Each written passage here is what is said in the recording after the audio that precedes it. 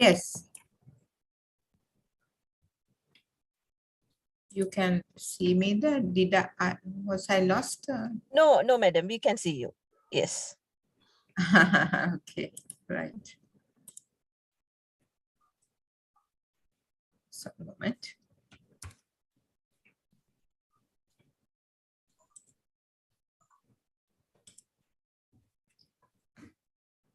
Good evening, everyone, and welcome to the webinar on Towards a Carbon Neutral Nation by 2050.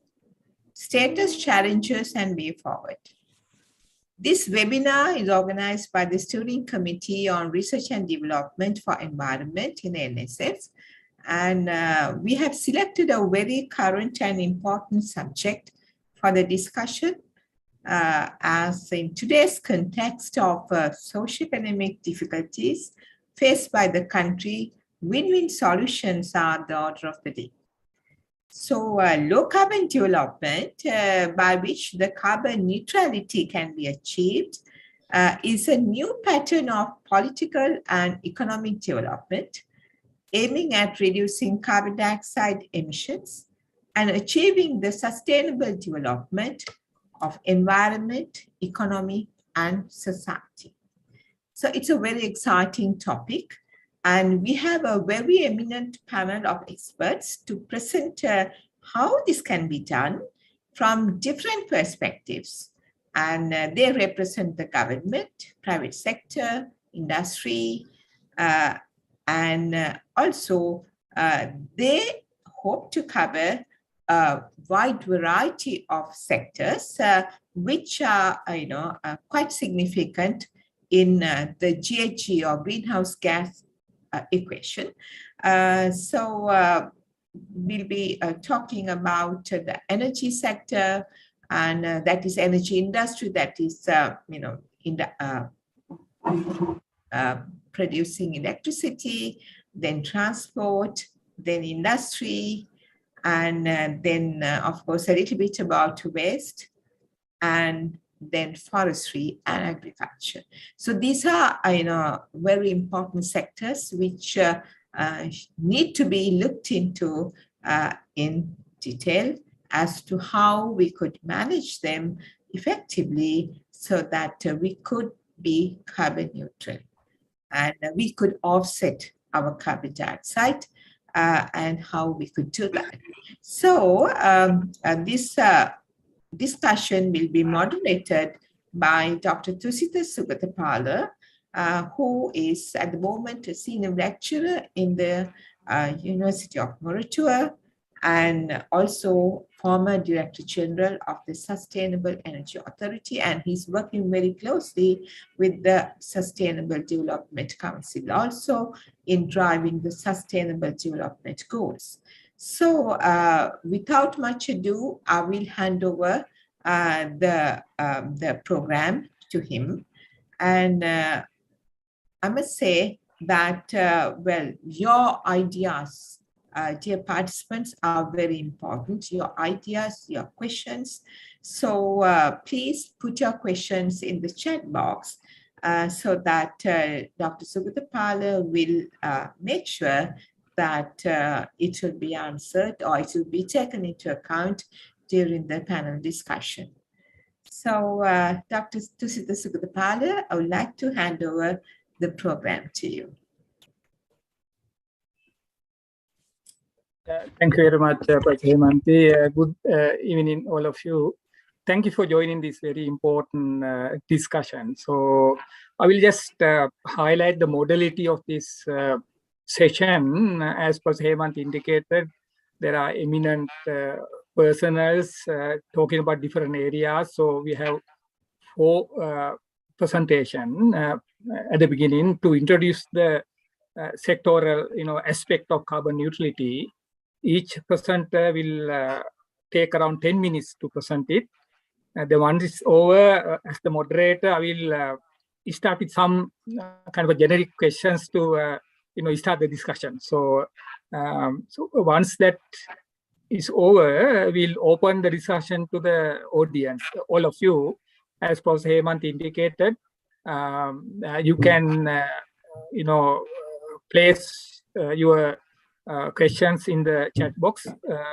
Then I will pick up, those questions and raise to maybe a specific presenter, expert, or to all the, the experts together to respond to those. So that's basically the modality. Just to give a kind of a background, as Professor Hemant indicated, carbon neutrality is a kind of a rosy word that we have been used like all over the world now. There are many countries who have now committed carbon neutrality. But when you look at this, there are some kind of differences. So therefore, what that means is there's a uniqueness within the country. So therefore, we will have a kind of presentation to highlight what our carbon neutrality means. So therefore, when you look at other countries, one of the key differences arising from the legal status. Some are kind of linked to laws. Some are basically kind of a policy, document type of thing without any legality. So there are differences, and usually this carbon neutrality is declared through certain documents, deliberations, and one of the main one is nationally determined contributions. For example, in Sri Lanka, we have used nationally determined contribution to pass the last year submission to declare our commitment, the carbon neutrality. Some are coming up with the other documents like low carbon development strategies and so on. So that's one difference. Then the terminology itself is a concern, because sometimes we say carbon neutrality, then net zero, GHG neutrality, and so on. Even say climate neutrality. So therefore, that definition of carbon neutrality, therefore, we'll have a national perspective, the country perspective, that also will be explained here. Then another aspect is the coverage, basically, and whether carbon neutrality covers all GHG emissions or only, part of that, the sector also, the scope of, there are cases where some of the sectors are not included. For example, most of the countries, international aviation and shipping are not included, but some countries, they have included that too. Then in terms of time frame, most of the countries, the target is set for 2050, but then some countries have earlier targets, some like 90s, prior to 2050, some countries later, for example, like 2060. Even Sri Lanka, in the first submission in NDCs, I think it was that's in July last year, it was 2060, but then there was a resubmission in September, I presume. Now our target is 2050. Some countries also have adopted, post net zero. Like some countries say that, they maintain this net zero beyond 2050. Some countries say that to achieve negative emission, like not zero, but negative emission. So there are differences like that. Meaning that we have to define what's the carbon neutrality for our country, and it is already defined, so that will be clarified during our presentations. When you look at all those things, there are some common features which also important when you look at our roadmap towards carbon neutrality by 2050. One commonality of the whole countries is universality, meaning that there are few sectors where all the countries should address. Kind of, for example, energy is a sector where all the countries considered for their carbon neutrality as one of the major sectors. There are similar sectors, but then of course there are differences, unevenness, basically looking at the priority in different sectors and so on. So then the significant is another one, because we are looking at transformational change. All the countries, this change, the carbon neutrality is significant. That will have significant change in the present status, basically the economic model and so on. Another, I think, something very important for Sri Lanka also is that most of these are basically front-loaded, mean that the majority of the intervention changes will be immediate. Like we had our short-term changes to achieve this long-term target. So that means those changes should happen, immediately, or rather short term. then of course it also exposed to risks. So therefore, there are risks in different areas when we go for that, But on the other hand, this also provides, it's rich of opportunities. There are many opportunities created by carbon neutrality. So in the roadmap. So therefore, this is a mix of those. So we have to then look at our roadmap, what our roadmap is. There I want to just highlight 2 key points, which I think will be discussed during the presentation as well as in our discussion time. One thing is now we are starting from, let's say, now to reach carbon neutral by 2050. Mean that we have to have a roadmap. That roadmap should go through the present crisis. Now we have the crisis started from COVID-19 as a health issue, but now it has evolved to a socio-economic issue and also a political issue. So therefore, our road should pass through that, the carbon neutrality road. Second important aspect is now we have another, important benchmark or target through SDGs, Sustainable Development Goals, which is also a kind of a more universal, status we are looking at, that at 2030. So that when you are going towards carbon neutrality by 2050, you have to pass through this 2030 target. That's the SDGs.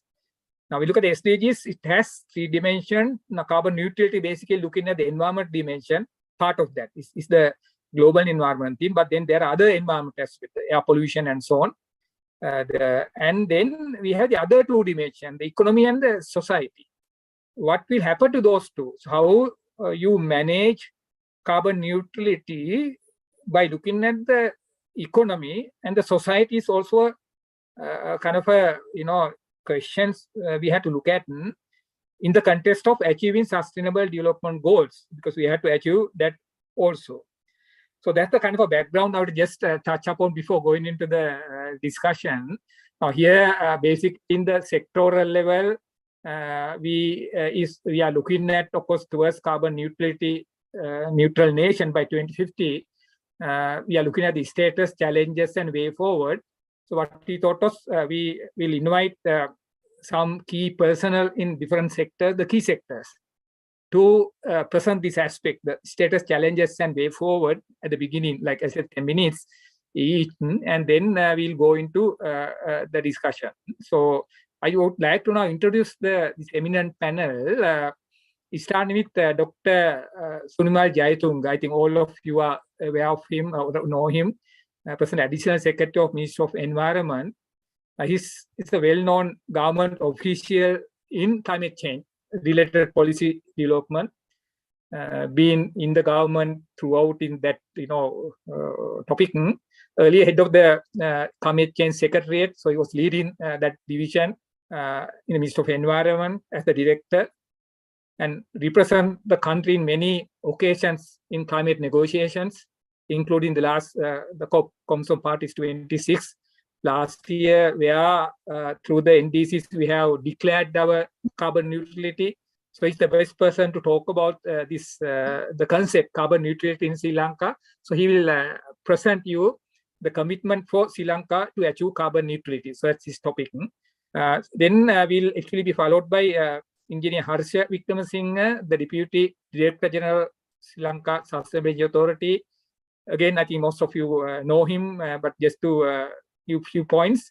He's a leading professional and government official in sustainable energy. From the beginning itself, like he was involved in the several policy and regulatory development for years now. One of the key persons who strategize and operationalize the Sri Lanka Sustainable Energy Authority. So he's from there at the beginning in the concept itself. I think more important thing is he has his own unique style in interpreting the and exploring energy sector. So he will talk about achieving carbon neutrality in energy sector, which his own interpretation. So that will, I think, open up for discussion from others too. Then we'll move into the transport sector. Professor Saman Bandar, Senior Professor in Morotua, again well-known figure in the transport sector, not only academic research but also contributing to the government agencies. He has he was earlier chairman RDA and so on. Presently, he's the director of Center of Intelligent Transport System at the University of Moratuwa. And recently, he was involved in as a team leader on a GEF project on electric mobility. So we have prepared this project preparatory grant where he was leading that, and also now presently he's a member of the National Technical Expert Committee on Electric Mobility of Ministry of Environment. So he was working in this. He has been working in this broader context, transport, energy, environment. So he will be talking on the achieving carbon neutrality in transport sector. Then moving to the next one, that's on the industry sector. Engineer Gamini Senayaka, independent consultant, presently.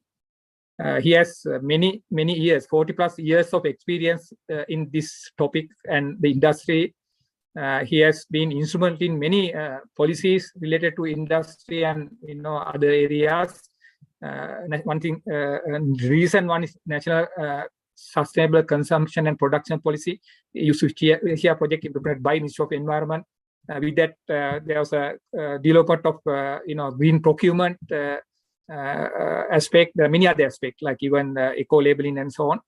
Then he has also contributed to the National Industrial Policy, which is in the draft version. Hope that will come soon. That will talk about even this topic, like the carbon emission or the global warming aspect. Then recent his contribution also came to a National Environment Action Plan, which is finalized now, 2022-2030. He was part of the team, expert team. And also he has contributed to the development of national determined contribution, supported the Ministry of Environment, the government, to develop this, the national determined contribution in the industrial sector especially. And also he has been instrumental in, establishing, ISB, Industry Service Bureau, Kurunagala, very innovative institution setup. Like still is operational, so he was the head of the CEO at the beginning. And also he's a consultant to multilateral development and donor agencies, so he has a lot of experience. So he will be talking about the industrial sector, the carbon neutrality, contribution. Finally, of course, we have presented the welcome address, but I want to present, give a brief introduction to. She's a senior professor in forestry and environment science, University of Sijawardhanapura.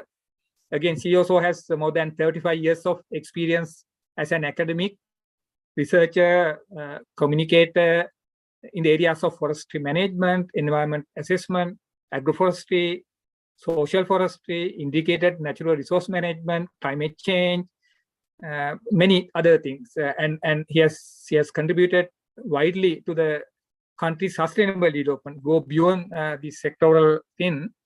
And as a consultant, carrying out many national level assessment, and also serves as on government boards and councils.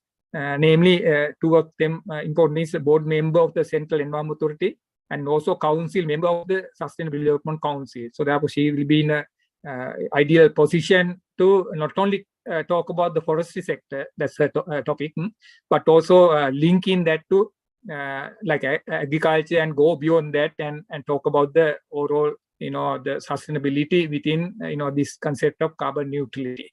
So that's basically the introduction on the panel. So with that, I would like to call upon the first speaker, Dr. Jayatunga, to talk about this commitment of Sri Lanka to achieve carbon neutrality. Over to you, Dr. Jayatunga. We'll be given around 10 minutes to present. Thank you. Thank you, Dr. Sugutapala. Could you hear me? Yes, it's clear. You can share your the screen. Huh? Yeah, thank you. When necessary, I will share my screen. Good evening to everyone, distinguished panelists and distinguished participants, ladies and gentlemen. At the outset, let me appreciate the organizers of this webinar, especially National Science Foundation, for organizing this event timely. Also giving this opportunity for me to share the government commitment on carbon neutrality. With the limited time given, 10 minutes already indicated, let me directly come to the subject of Sri Lanka's commitment to achieve the carbon neutrality by 2050. Let me elaborate a little bit of the background for the carbon neutrality commitment before come to that. Sri Lanka is a party to the United Nations Framework Convention on Climate Change, we call UNFCCC, since 1993. Ministry of Environment is the national focal point to the UNFCCC. Being a party to the UNFCCC, Sri Lanka had no any commitment to reduce greenhouse gas emissions till or up to 2020.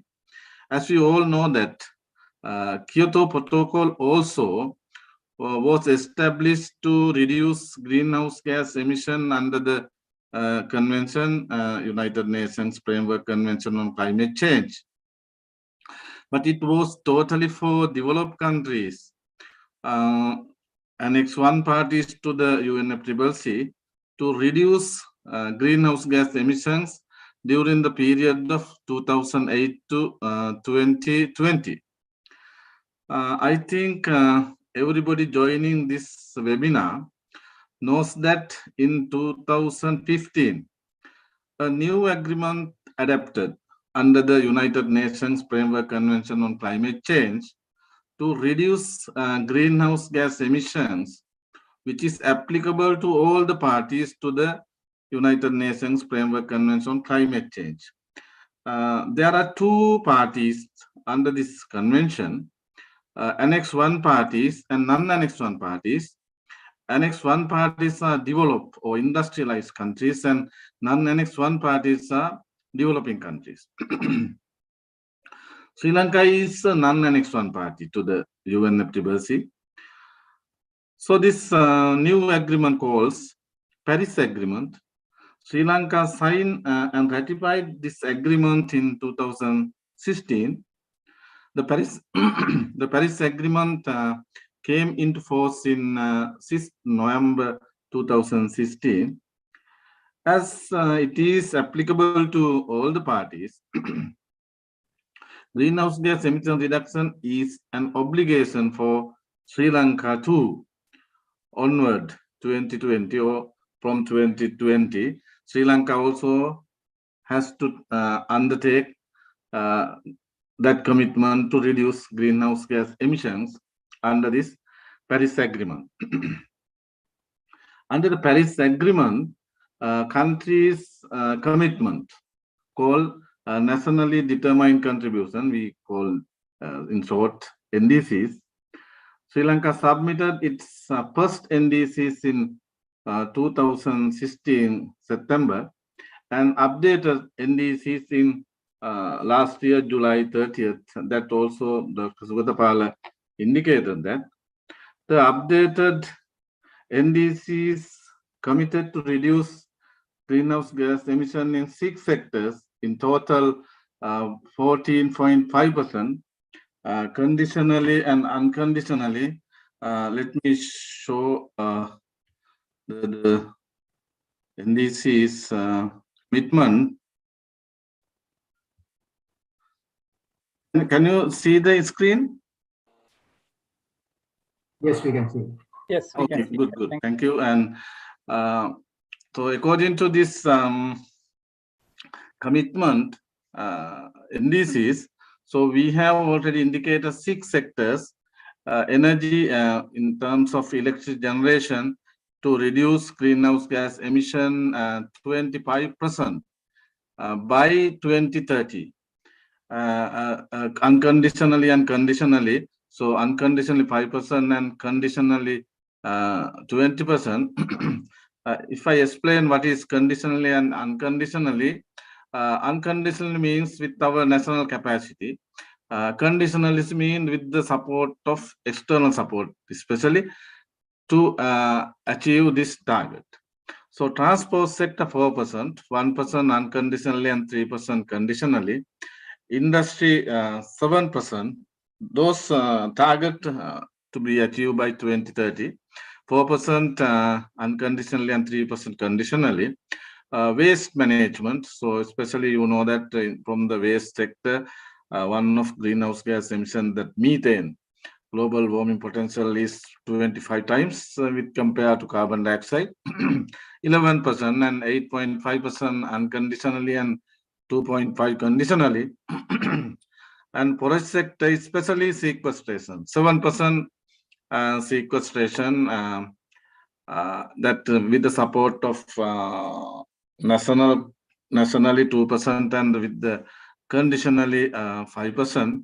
And the agriculture sector also this time with this updated NDCs, we have committed to reduce 7% and 4% unconditionally and 3%, 4% unconditionally and 3% conditionally.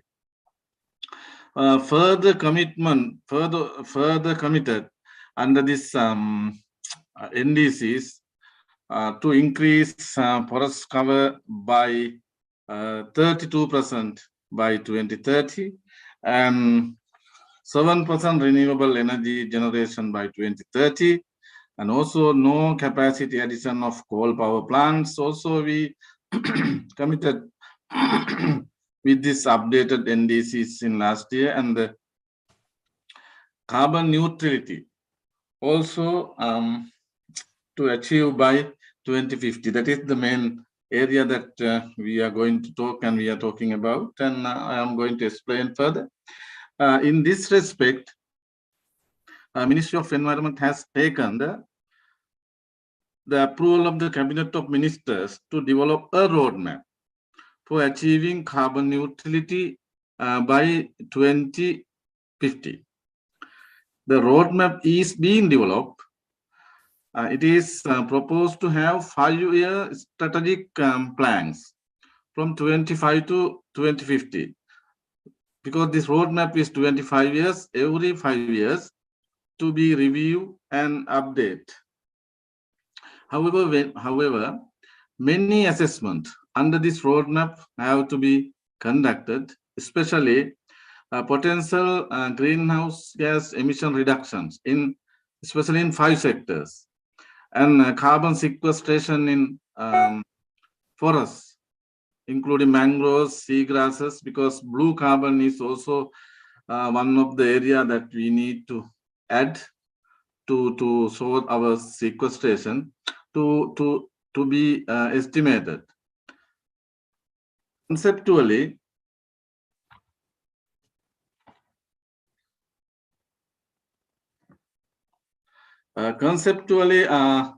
what we are talking about this roadmap.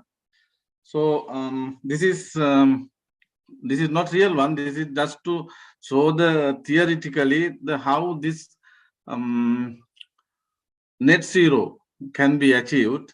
That the red line is that we have to reduce our greenhouse gas emissions, and the green line is carbon sequestration. We have to increase the carbon sequestration.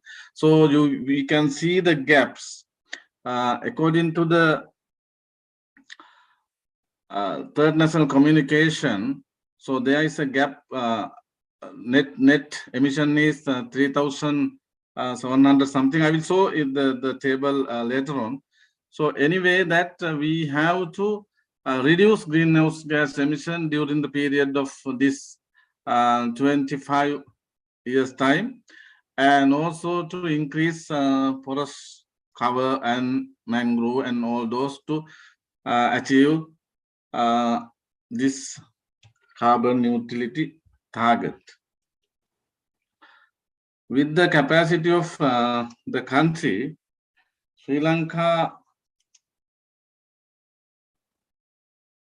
with the capacity of the country like Sri Lanka, calculation of greenhouse gas emission reduction in every year is not possible. Therefore, according to this roadmap, it is suggested every 5 years to update the strategic plans. I already indicated that. So I would like to emphasize here that in order to achieve the carbon neutrality by 2050, sector-wise carbon neutrality is impossible, and a holistic approach is required, meaning that all together this energy, transport, industry, waste, and forestry, all together, we have to reduce greenhouse gas emission and calculate to estimate all together to achieve this this target. A synergized or amalgamated GHG emission reduction of all the sectors are required. Some of sectors are unable to achieve the carbon neutrality totally. Increasing carbon sequestration rapidly is also necessary. It also has a limit. Therefore, the calculations, estimations should be practical and achievable. This is the challenge that what we are facing, in fact. Unless it is green, any development activity emits carbon, which we know that. So therefore, we have to plan very carefully. Let me show the situation in greenhouse gas emission in 2010.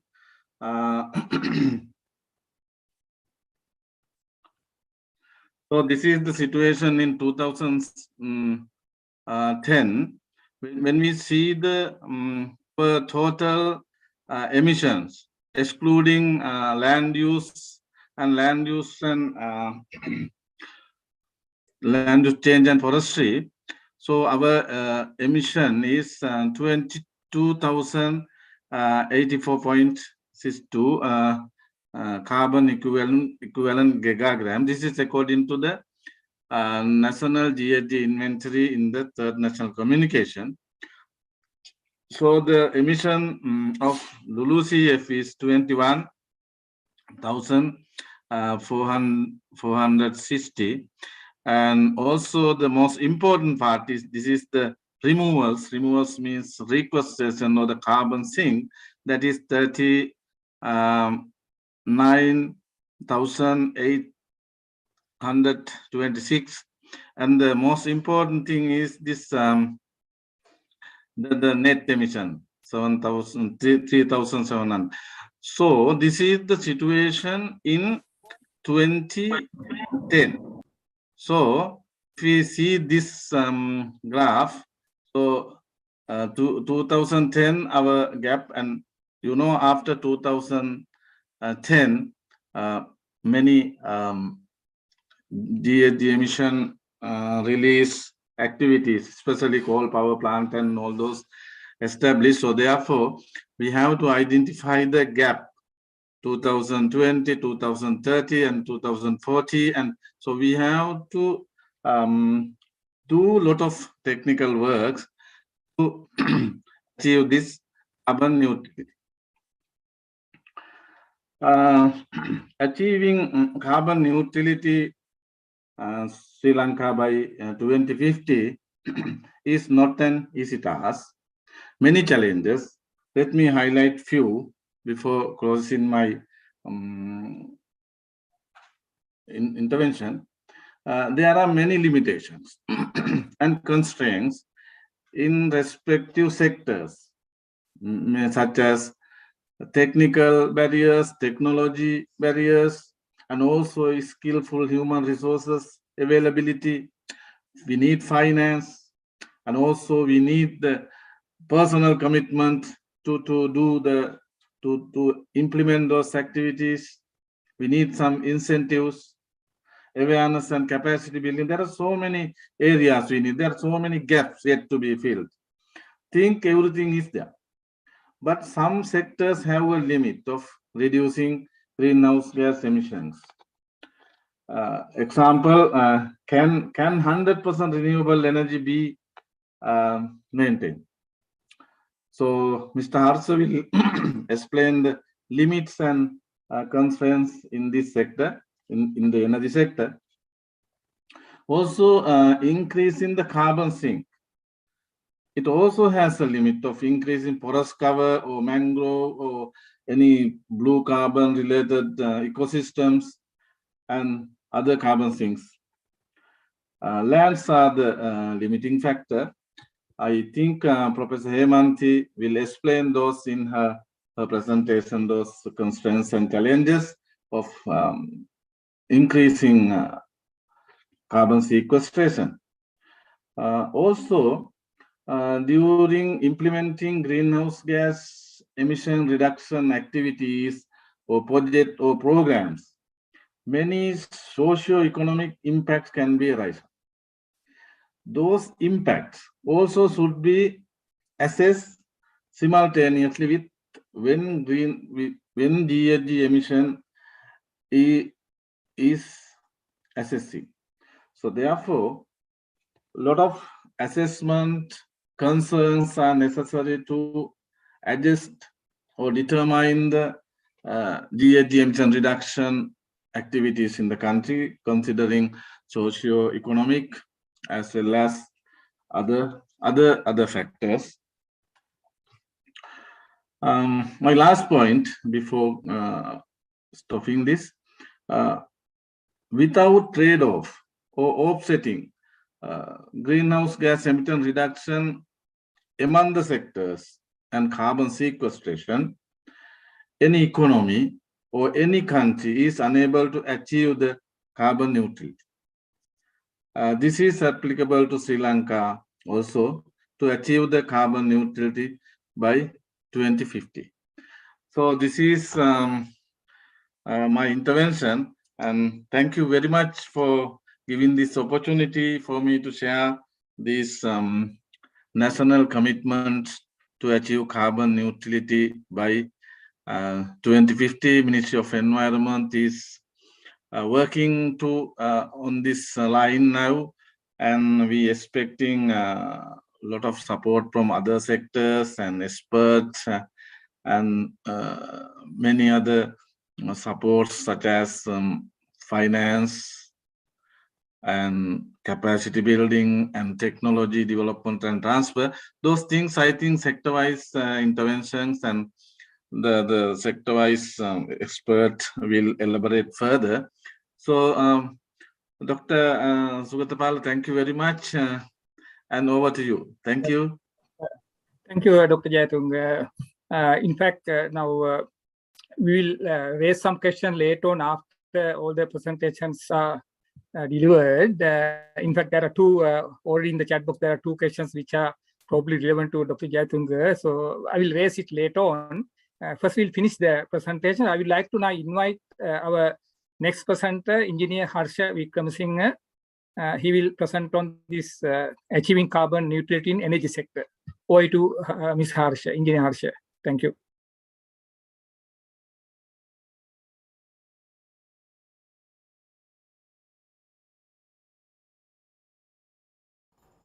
Thank you, Dr. Sugatapala, and the team, the wonderful panel we have here, and all the attendees, NSF, and everyone who are behind this great opportunity for us to discuss certain important things. So I have quite a lengthy presentation, but I will not take much of your time.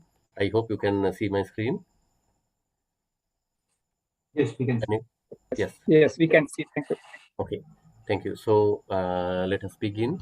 Achieving carbon neutrality in the energy sector. So it's a tough task because our sector is cutting across all the other sectors.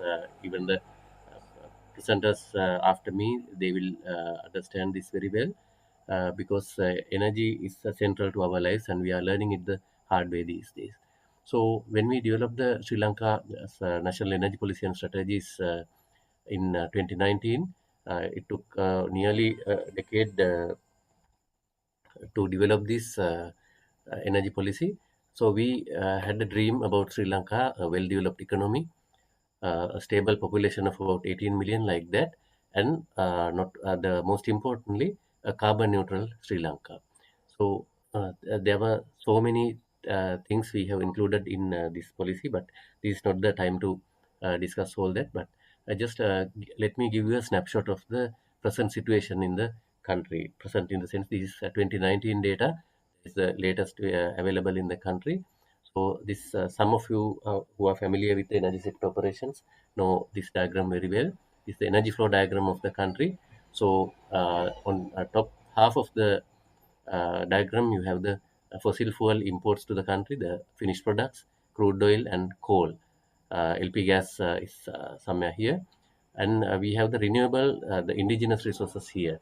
And all these things combine to give us our energy situation. And unfortunately, we are living in a state where this energy security is absolutely threatened. So we will understand why it is so in the later slides. Let us proceed.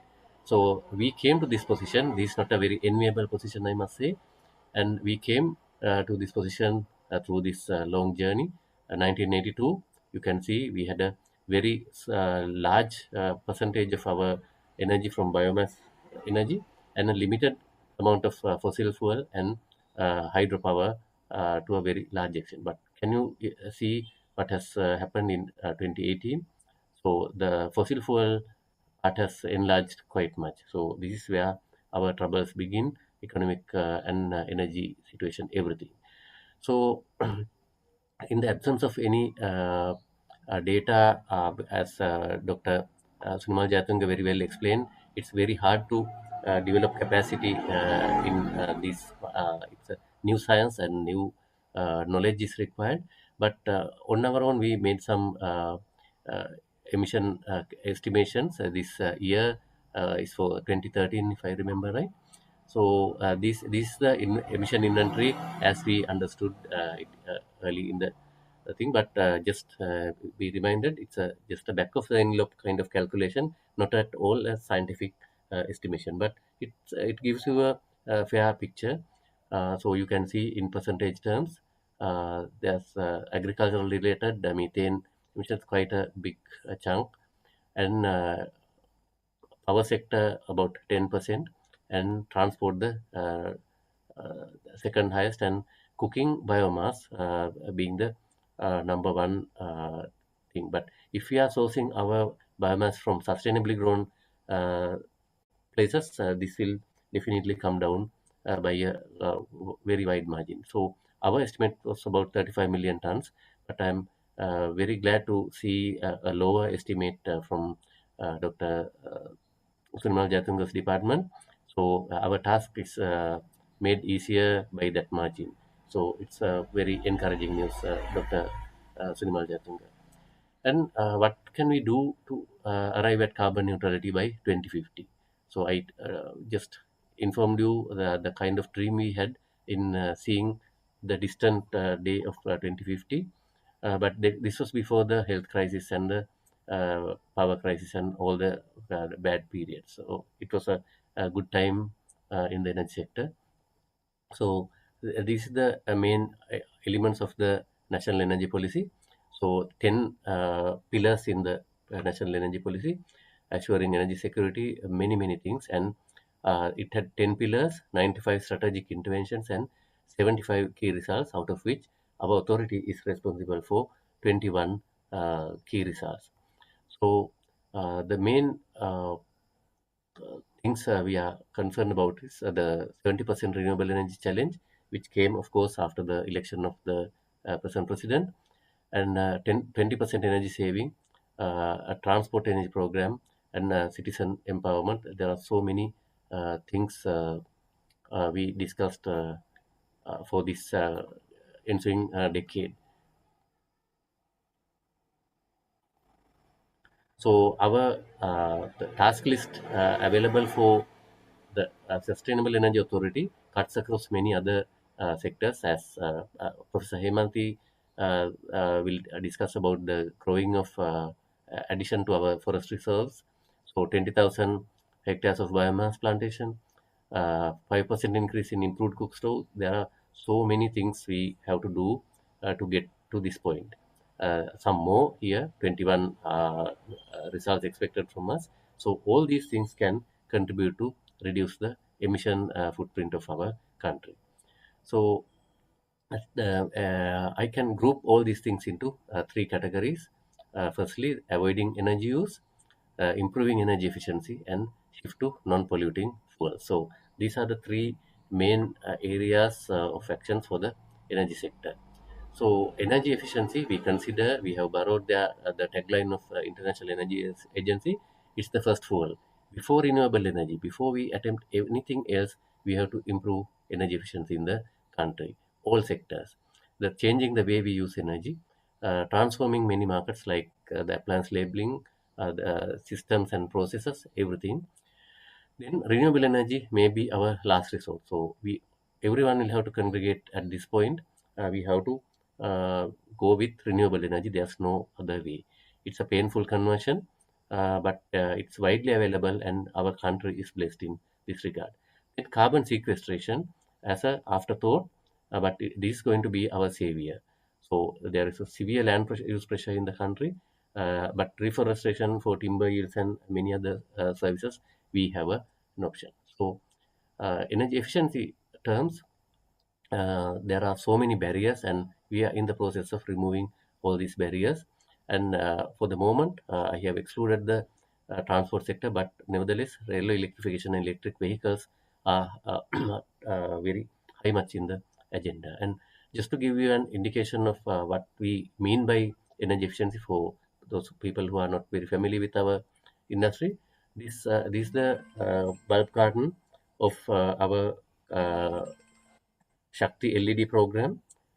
We launched this program in 2018, distributing 1 million lamps in the country.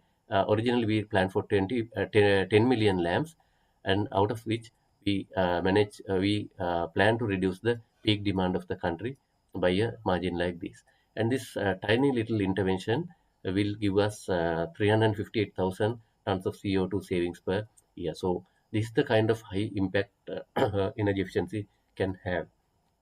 And second aspect we would like to draw your attention is the new renewable energy program. So we are very fortunate to report we have a very sound. We at least we had a very good renewable energy program until the financial crisis hit them very hard. So my small hydropower, biomass, solar, and wind, they are at present providing us about 13% of our energy. So this is a snapshot of what has happened in the country. I will just concentrate on wind and solar. So 108 megawatts of ground mounted solar, 545 megawatts of rooftop solar, providing 5% of our total generation, national generation. We are very happy to report that.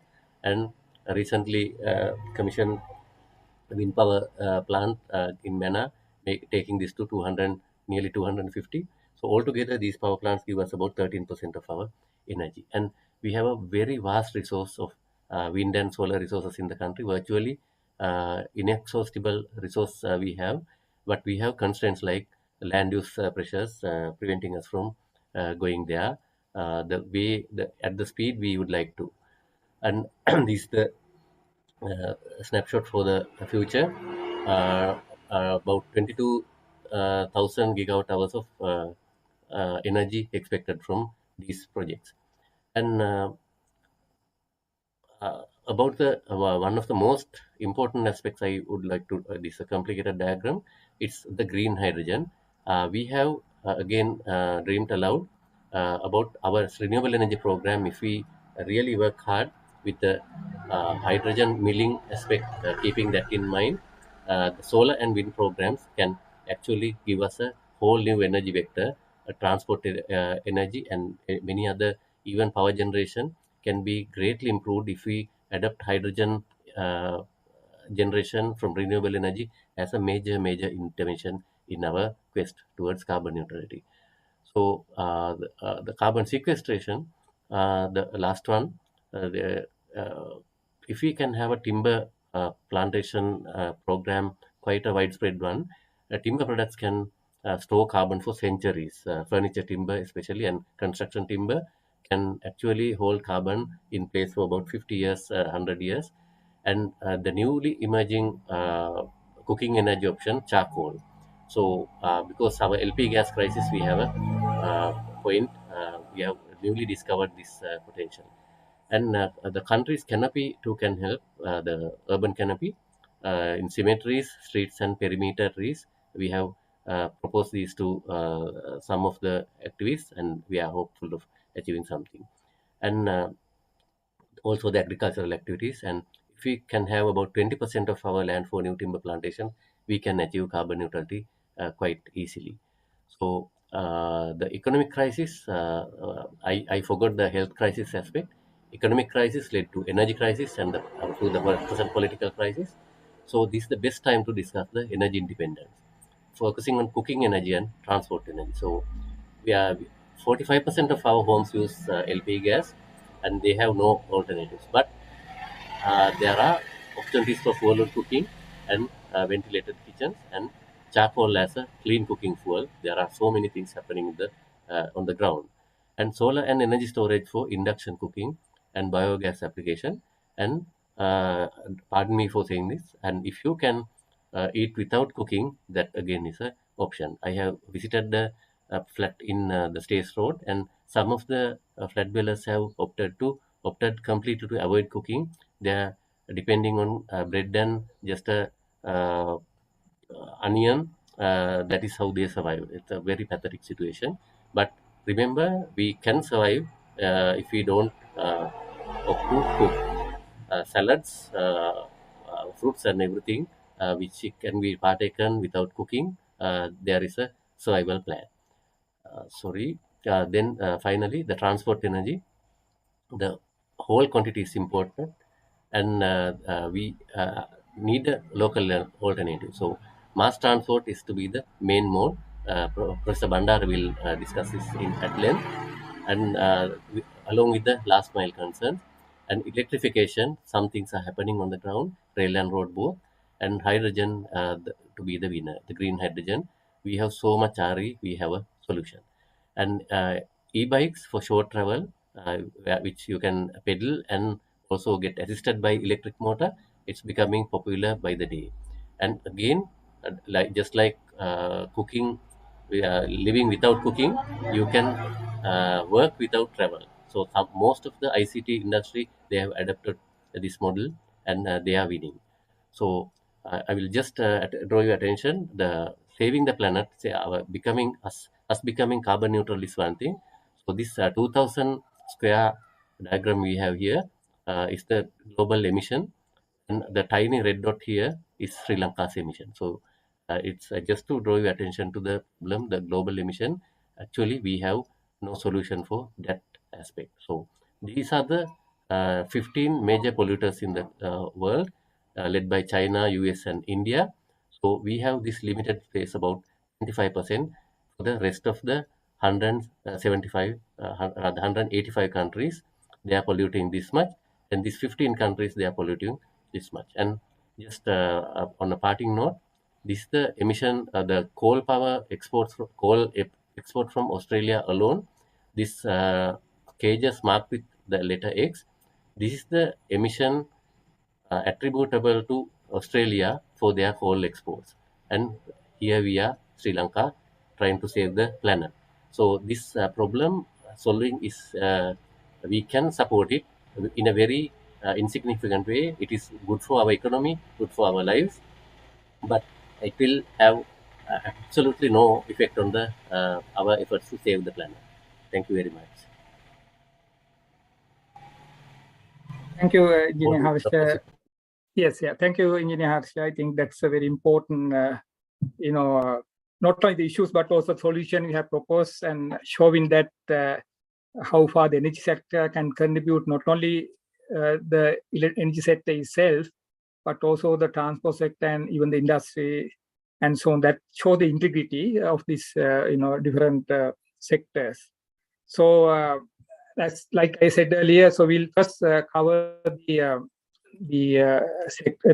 sectoral presentation, then we'll discuss the questions. I would like to invite to Professor Saman Bandara to talk about the transport sector, its contribution to achieving carbon neutrality. Over to you, Professor Bandara. Thank you. Thank you, Dr. Sudapala. The previous speaker laid the foundation to what I'm going to discuss. The transport sector is a major contributor towards this issue. But as Asha mentioned, our role is, as Sri Lanka, is limited in the global context. And also, Jayatunga pointed out that this efficiency in information or the data. So with that, we have a very difficult task ahead to achieve whatever the targets. Now, if I just give you a broad idea about what the current situation is in transport sector, the vehicle compositions, we don't have very accurate information. Only reliable information available is at PLT or the Department of Motor Traffic. They have the cumulative vehicle registrations, and from that you can get some idea about actual vehicle fleet from the annual revenue licenses. So from this you can see that with respect to numbers, the light vehicles are the majority in Sri Lanka, and when it comes to buses and heavy vehicles, the numbers are very low. And then if I go to the left bottom, when you take the light vehicles, the three-wheelers and the motorcycles, again you can see a trend. Motorcycle numbers are increasing, and three-wheeler numbers increased to some extent, but there was reduction in new registrations during the recent years. And then when it comes to electric vehicles, because this is one option that we can think of, electric vehicles are very limited, and the numbers are very small as compared to the petrol and diesel vehicles.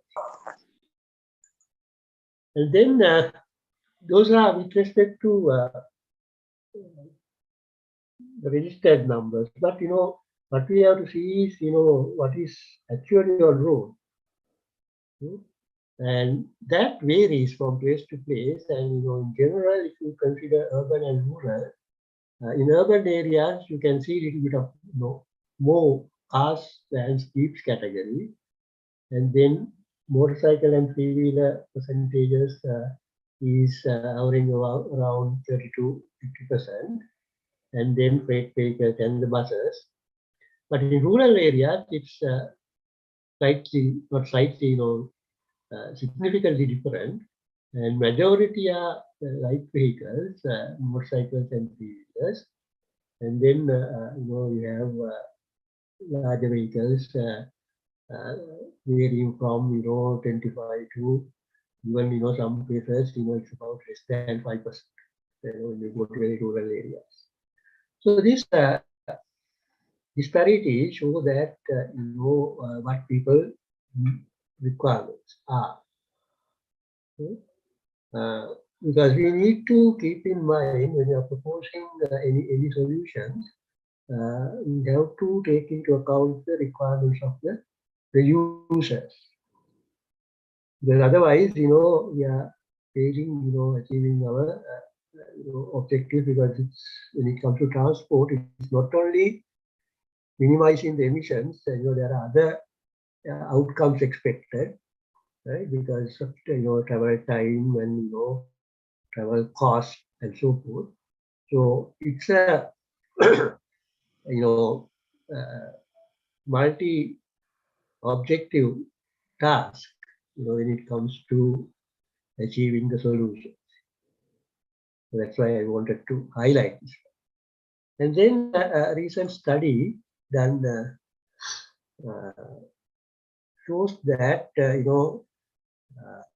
this is about the carbon footprint of different vehicles, or carbon dioxide equivalents per passenger kilometer. Can see that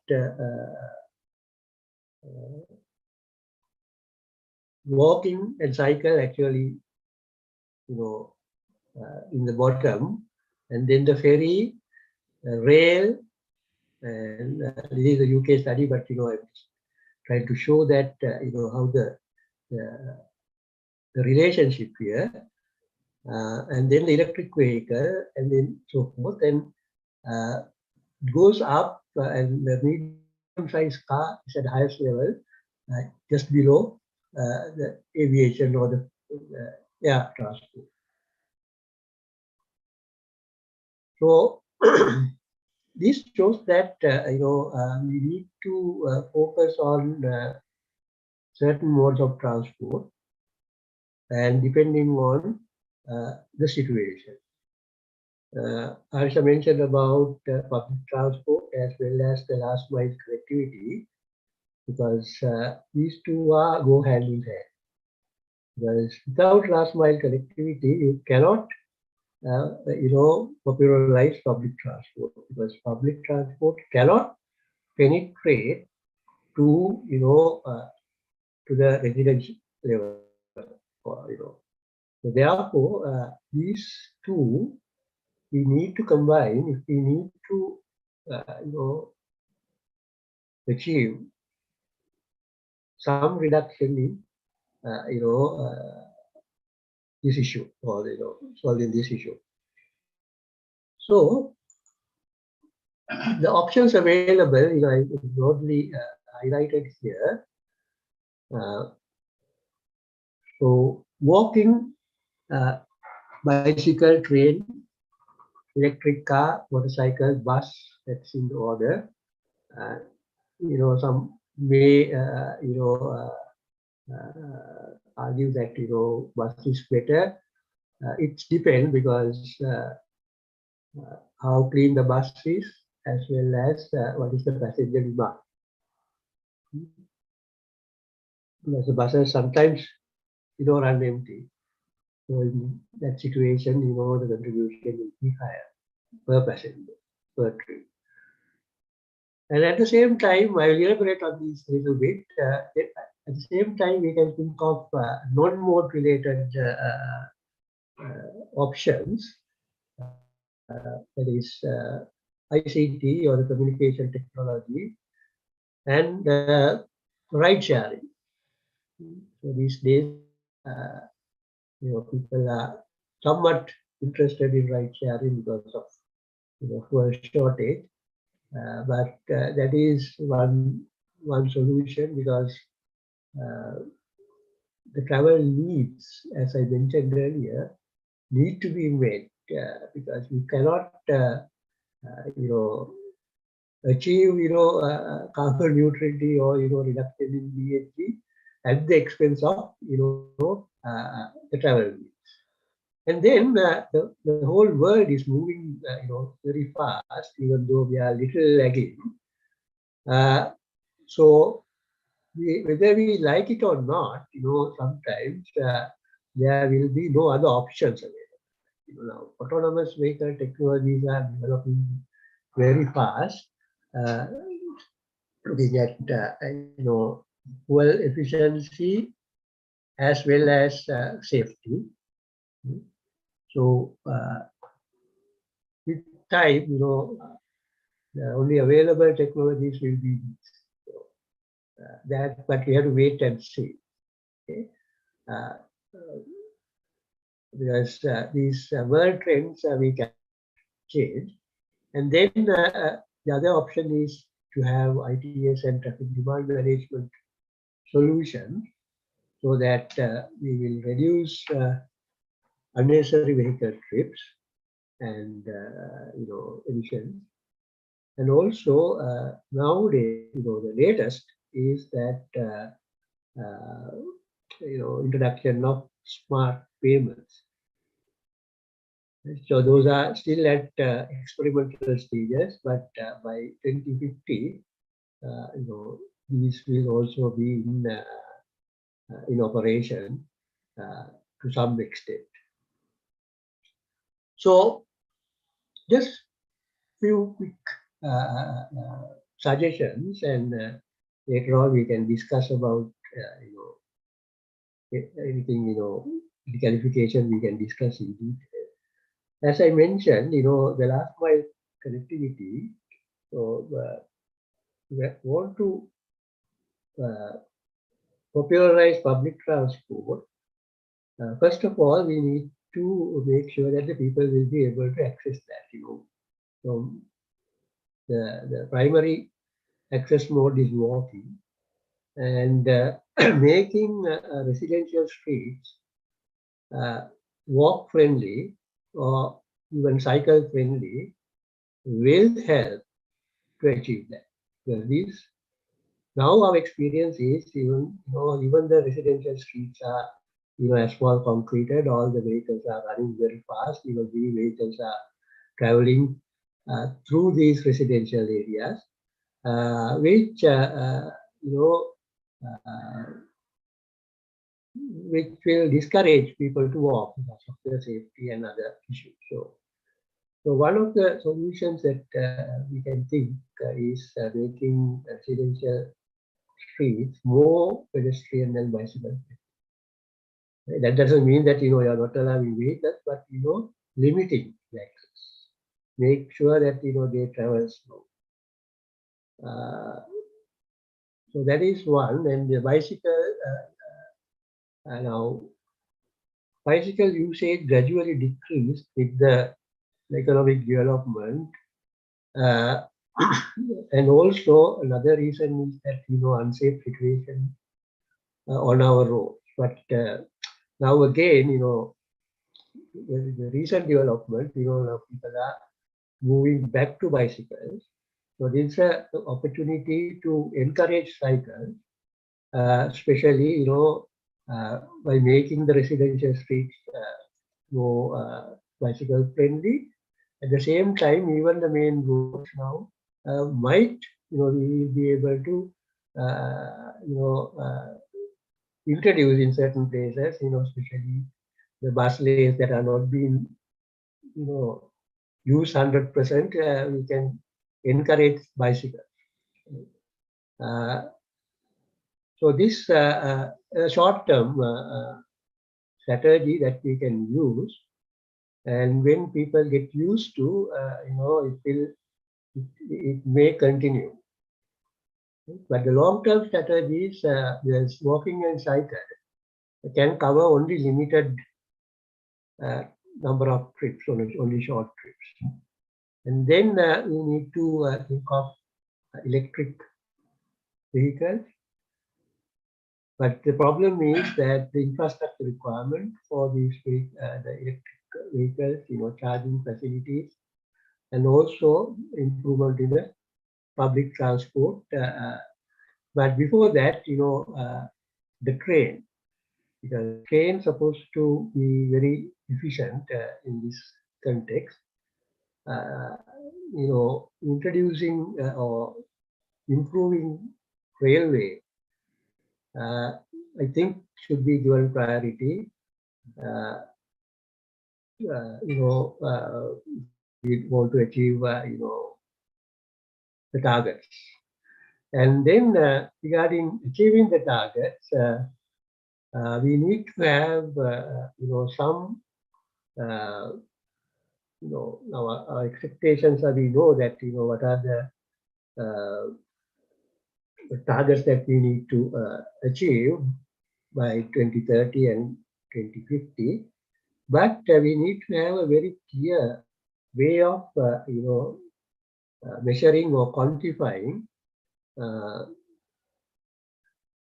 whether we are achieving towards this. So therefore, any intervention need to be assessed in terms of achieving the expected outcomes.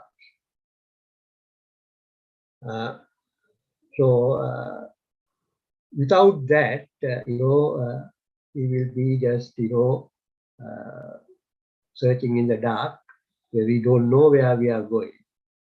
So any intervention, in addition to all these assessments that are mandatory, like environment and all that, we need to have assessment of achieving these sustainable targets, and we need to have some evidence that we are achieving that. Because now, let's say, we're sure that we are going to have very limited funding availability, near future. So that has to be invested in, the most efficient system or most efficient solution. So that we need to have some evaluation mechanism introduced and monitor our achievements. And as I mentioned, is what I have mentioned in the right-hand side, ride sharing, which is popularizing now. It's getting popular in other countries also. Is something that we have to think seriously, right? Rather than just suggesting, we will tax vehicles, when we have only one passenger, we need to have some facilities for these type of ride sharing options. And then, as I mentioned, AVs, autonomous vehicle technologies, whether we like it or not, will come, and that will help improve the situation to some extent. So we will, in another 5-10 years time, majority of the vehicles will be more autonomous, and using these will help to curb unnecessary trips and using wasting fuel.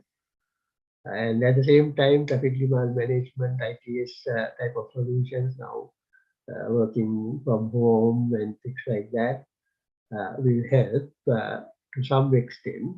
But as I mentioned, unless we have a proper mechanism to evaluate this, we don't know where we are going. So these are some of the options available. How to prioritize is, is important, because we need to go in a gradual manner if we are, planning to achieve our targets. But even if we don't, we need to know where we have failed and should be able to, go towards, these targets. And, there, electric vehicle will be helpful, provided that, energy sector is clean. So as I mentioned about the challenges there, but transport sector also, the problem is that, the infrastructure,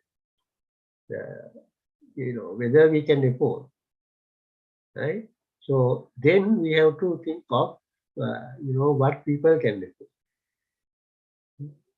So I'm, pretty sure that, in the near future, people may not be able to afford even a car. So we have to focus on probably bicycle or motorcycle, three-wheeler, and so forth for a little bit more time.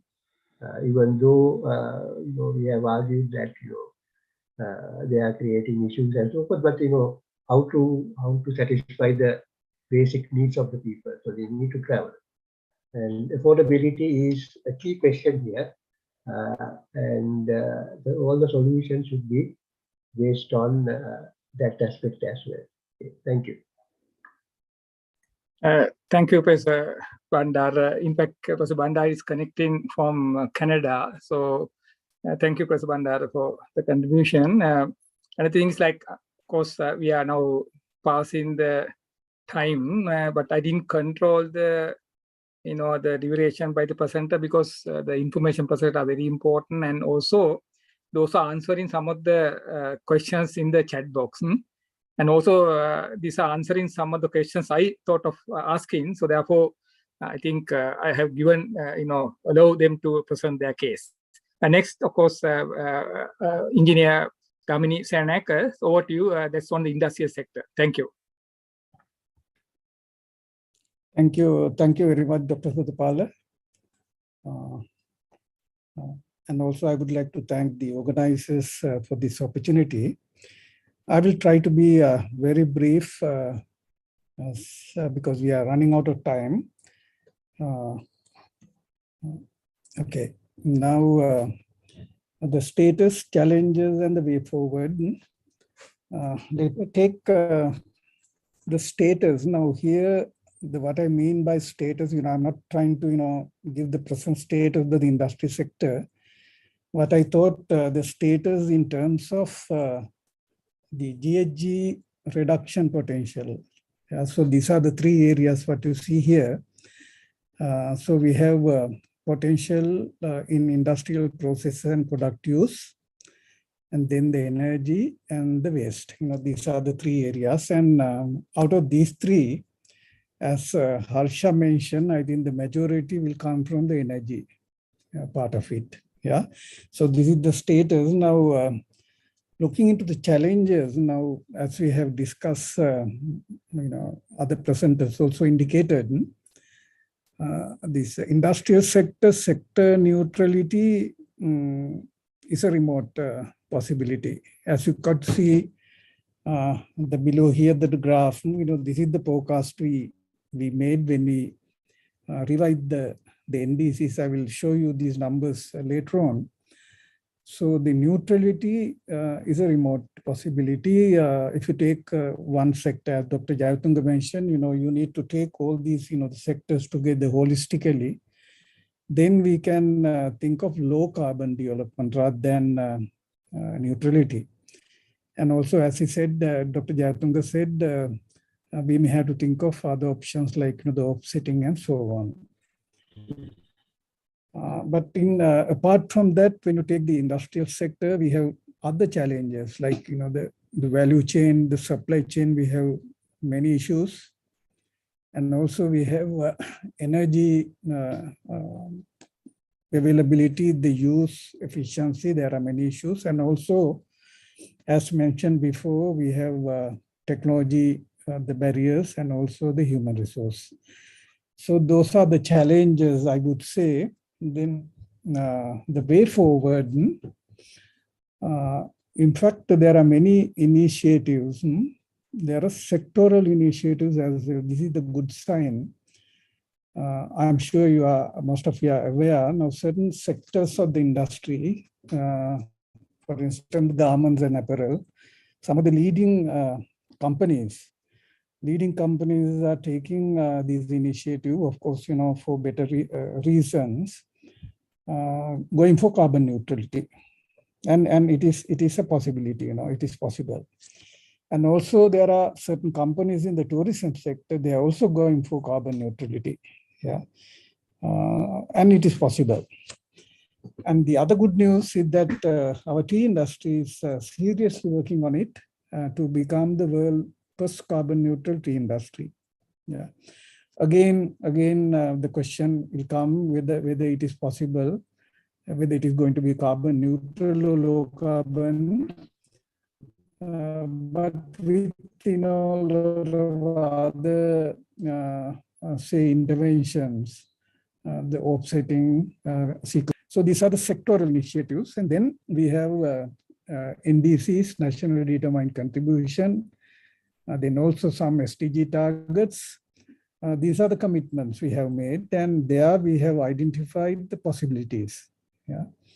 And also recently, the National Environment Action Plan developed by the Ministry of Environment, there also we have identified areas in the industrial sector where we can reduce the GHG emission.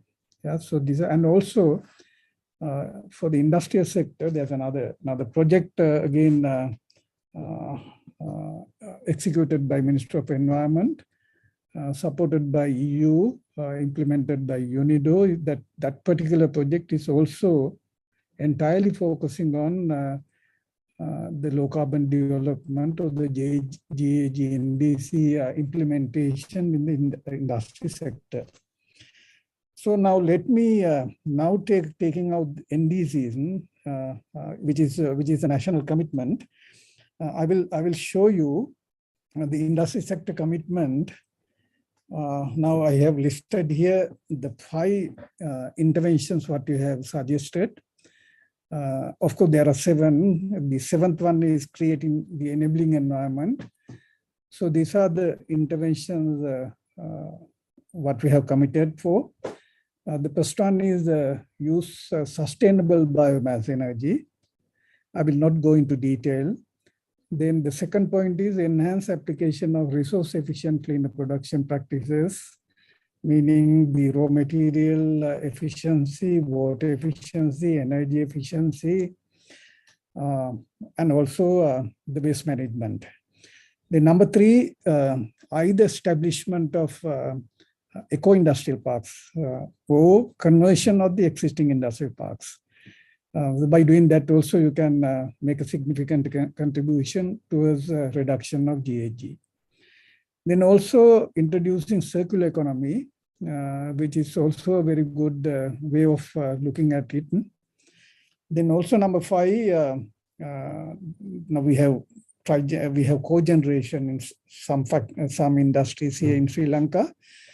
So there's an attempt with the initiative of Sri Lanka Sustainable Energy Authority, the BOI, introduction of trigeneration in one of the industrial parks as a pilot project. And with the success of this can be promoted in other industrial parks.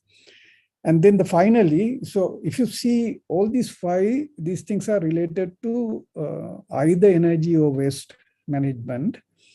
And the last one is the process emission reduction.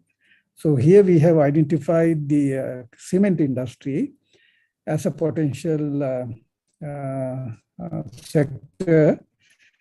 Where, there are a lot of other sectors like the lime, the heavy industries like steel, ceramic, and so on. But in the absence of data, we could not quantify the possible reduction there.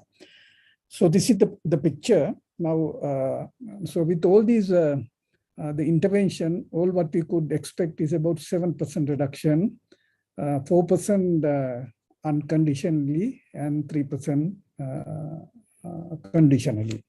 So this is the industry sector. Let me also take you to, and this is the graph I have shown you.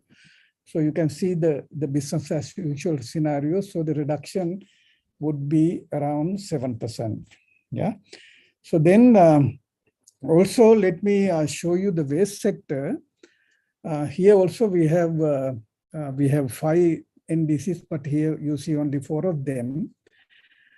Here also we are suggesting the application of circular economy concept. Then the biological treatment in the industries using maybe the biogas generation or the compost making as a way of waste treatment. Then also introduce energy recovery system. Even the biogas can be an energy recovery system or waste to energy, and also the use sanitary landfills. So these are some of the interventions what we have proposed in NDCs. And here, compared to energy sector, in the waste sector, of course, in the waste sector, it is not only the industrial waste. This is the entire, mostly the majority from the municipal solid waste. So it is about 11% compared to the industrial sector. So these are the intervention we have suggested in the waste sector. So because of the interest of time, I will not go into detail, and maybe allowing more time for discussion, I will stop at this. Thank you. Thank you, Engineer Selnaik. It's very, brief but to the point. So thank you for keeping within the time. That will help. Now we are reaching the allocated time, but we have one more presentation. Again, I'm repeating that I will not raise questions from the panel as a moderator. I will pick some questions which are in the chat box for our discussion. Thank you. Now, we have the last presentation in a different sector, in the sense that it's not only emission, but also we talk about the carbon sequestration. Professor Hemanti, it's over to you. Thank you.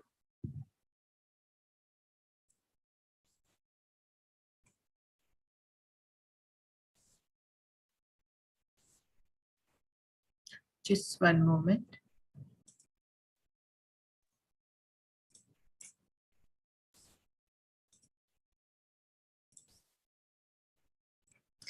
Okay, thank you very much, Dr. Sugatapada. So I actually, the previous presenters have really set the stage for my presentation, which is on a different footing. So all the other presentations were on emissions, whereas I'll be talking about how to contribute to absorb the emissions, that is carbon sequestration. So, so a little bit about I really would like to just to talk a little bit about the low carbon development, just to set the stage, which is a new pattern of political and economic development aiming at reducing carbon dioxide emissions and achieving the sustainable development of environment, economy, and society. So, well, maybe a little bit controversial from what Engineer Harsha said. Of course, we know that we, being a very small country and emits a very small percentage to the atmosphere, to the global atmosphere, even though, we try our level best to achieve carbon neutrality, perhaps we might not be able to make a significant contribution. But what here is, we are doing it for ourselves. It's really a win-win solution for us, for our own people, for our own planet. So I think in that context, that is why Sri Lanka entered into these agreements, Paris Agreement, and continued to give its commitment to be carbon neutral, or at least resort to a low carbon development. Low carbon, what's carbon neutral is carbon neutrality, having a balance between emitting carbon and absorbing carbon from the atmosphere. And it was elaborated, it was articulated very well by the previous speakers, because a sector alone cannot achieve it, but we need to put it all together, and especially the sector that I'm talking about, forestry, being the only one which has the ability to absorb the carbon and perform as a carbon sink, really helps in here. So this is again from the third national communication from the GHG inventory, and we could see that two major sectors, transport and electricity, contribute significantly to the emission scenario. And others, waste, agriculture, this is industrial processes and product use, all these, and also industry contribute to much lesser extents, but significant. So that is why in the low carbon development scenario, these sectors had been identified to work on. So here, how can forest? So when I say forest, I also mean trees, because carbon sequestration is really a tree absorbing the atmospheric carbon dioxide to make its own food, which is called photosynthesis.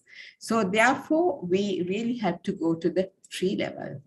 And so tree, what can the tree give us? So, I mean, that is the very most important thing, is not to use it to absorb the carbon dioxide only, but to see how a tree and a conglomeration of trees, which makes an ecosystem, helps us to survive on this planet. So that is the most important. It's called ecosystem services. So we need to protect that, or otherwise we will lose our balance in nature. So carbon sequestration is very important, and ecosystem services like, we will not be able to live on this planet if not for trees. So it provides us our oxygen, it takes our carbon dioxide, it gives us food, it protects us from flooding, and also it reduces the air pollution because it filters it, and it provides habitats for us as well as our co-inhabitants, and it provides us mental health and so much more. So, I mean, that is what we have to think about.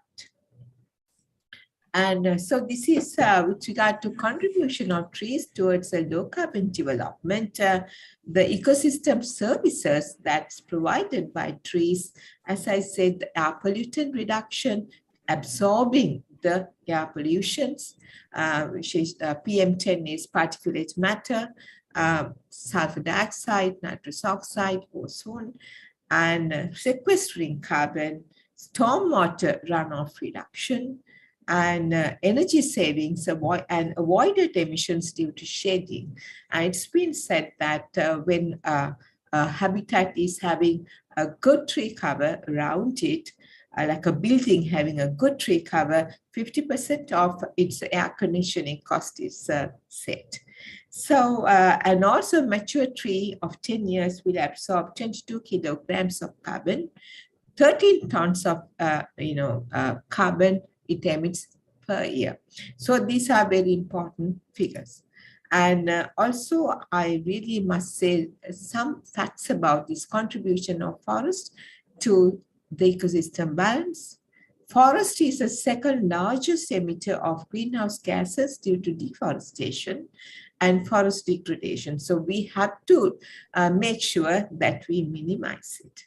And approximately 2.6 billion tons of carbon dioxide is absorbed by forests every year. Globally, 1.6 billion people, nearly 25% of world's population, rely on forests for their livelihoods. And forests are home for 80% of world's terrestrial biodiversity. So here, Engineer Harsha mentioned about use of forests to make furniture. It's a very valid argument, because then when you make furniture, you don't burn the furniture unless you come across a recent catastrophe. So the carbon lodged in the trees will be there for a very, very long time. And forestry or tree status in Sri Lanka now and in the future. So when we say forest sequestration, we have a lot of ecosystems. We have to take all that into account, but mostly we tend to talk about natural forest and say, okay, it's 29.6%, and then it has to increase up to 32%. Yes. It's, also we have a tree cover. We must not forget it. Our home gardens, which every one of us are having home gardens, coconut plantations, rubber plantations, and even shade trees in tea plantations, avenue trees. Yes, a lot of potential. So in fact, these are some indices, the national determined contributions. We calculated the potential because the task was to increase the forest cover from 29.6% up to 32% by 2030. So there were a lot of constraints on increasing the natural forest cover because of land issues. So we looked at other possibilities as well: home gardens, coconut plantations, roadside trees, and we came to these calculations, and it could be seen that it's substantial. The contribution, that's the annual carbon sequestration, is substantial. So in this picture, it says that while all the other sectors are emitting to different lengths, only forestry is catching or absorbing. So you really need it. You need the forestry sector, but you have to look after it well, not to cut the forest at the very opportunity. And these are the challenges that the country and the world over faces in forestry. Population pressure and increasing demand for land by people and industrialists. So always we lose face of its ecosystem services, including carbon sequestration, with economic pressure builds up. And a classic example is the cancellation of 5 2001 and 2 2006 circulars, which took back more than 550,000 hectares of land which was categorized under state forest from the Forest Department management and gave it to the divisional secretaries. And I mean, nobody is really now accountable to that land. So, I mean, that land on which habitats were there, reforestation could have been done, now was lost to the nation. Habitat loss and unplanned regularization of land encroachments, lack of awareness on ecosystem services, especially policymakers. So that's why I said at the very first opportunity of socioeconomic upheaval or enhancement of course the forest, and lack of financial assistance to protect them. So way forward, we have to always think this should be a model that is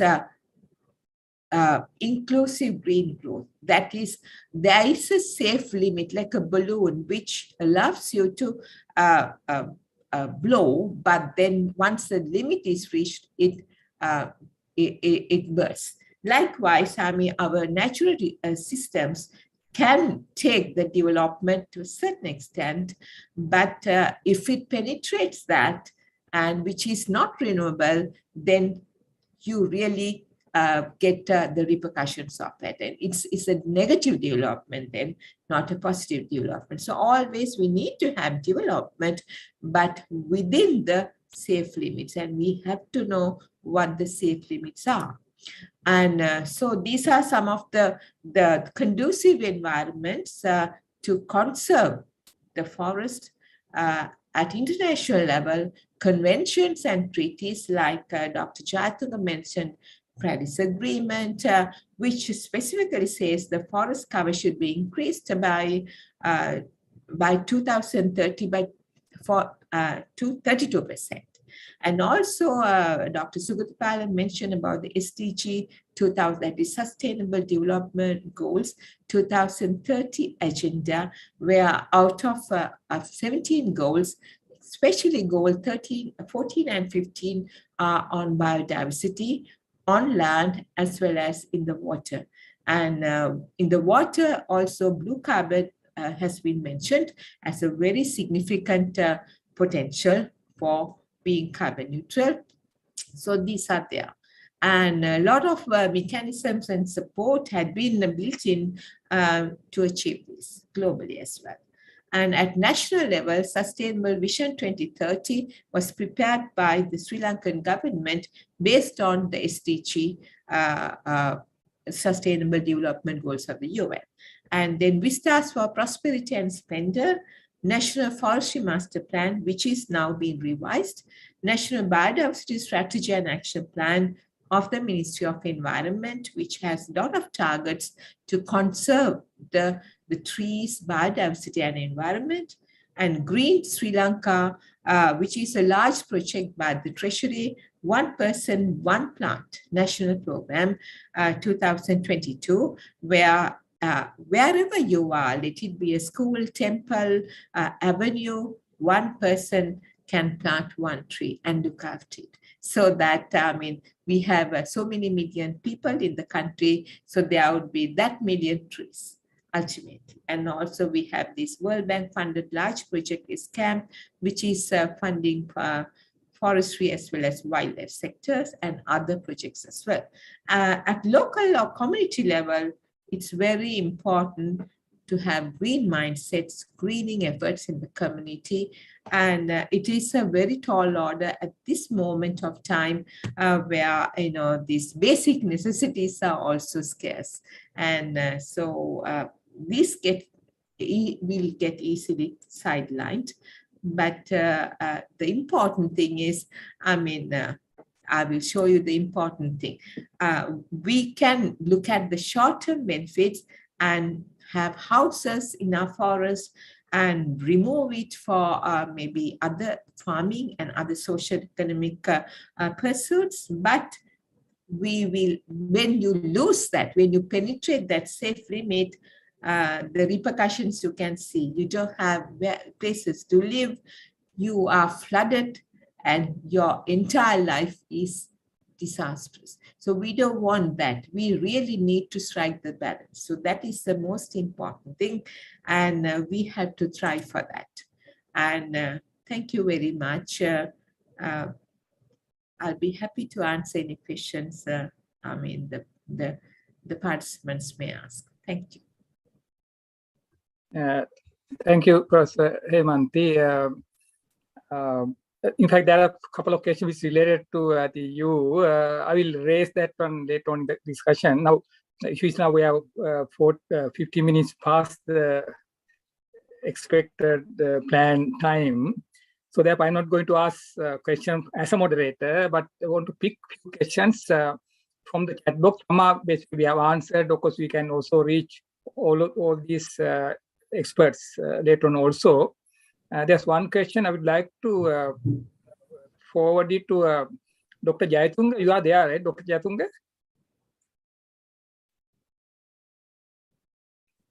Dr. Jayatunga? Yes, I am. Yeah, okay. So this was the one question. It's basically raised by Dr. Wahala and also Mr. Bandhu Soma from Sri Lanka Accreditation Board. This link to basically verification, like now we talk about carbon neutrality. So we need a verification of those, like how much we reduce and so on. The question is basically, its importance, I think, is there, but do we have any mechanism? How do you going to do that? Like we need a independent body to do that, or whatever. How do you do the verification? What the program? Thank you. Yeah, thank you very much for that question. In fact, when in my intervention, I was unable to indicate that the need of having a comprehensive and integrated MRV system to measure, verify, and report. So we have already established an integrated MRV system with the support of World Bank, but we need to function it with the sector-wise. So we do that. So verification is, we identified that already accredited entity in the country is Sri Lanka Climate Fund. Sri Lanka Climate Fund has already got the accreditation for carbon verification. So therefore, we have already forwarded a cabinet paper also, and we have taken the approval that Sri Lanka Climate Fund to be the accredited entity. But not only that, but we need to have an independent verification body for that. Maybe we can identify the SLAB, even Sri Lanka Accreditation Board. So anyway, the verification is really we need. And also the data management, many of were asking that. So we need to have a very effective data management system in order to measure, verify, and report purposes. because so accurate data is the big issue at present even. So as Engineer has also indicated that our third national communication GHG inventory is some less estimate because it is dependent on the available data and the accuracy. So therefore, we have to have a very effective, up-to-date, updated database and also MRD system, as well as the independent verification body to measure these things and to get verified. Thank you. Thank you. I think as you said, that in SLAB will have a major role to play. In fact, when the ministry is preparing this roadmap, the verification is one of the aspects that will be included in the roadmap. So therefore, I think Dr. Vasala, you and your team can contribute to that discussion too. That's a requirement. And also, I think now presently the ministry is looking for establishing MRE system, monitoring, reporting a verification system.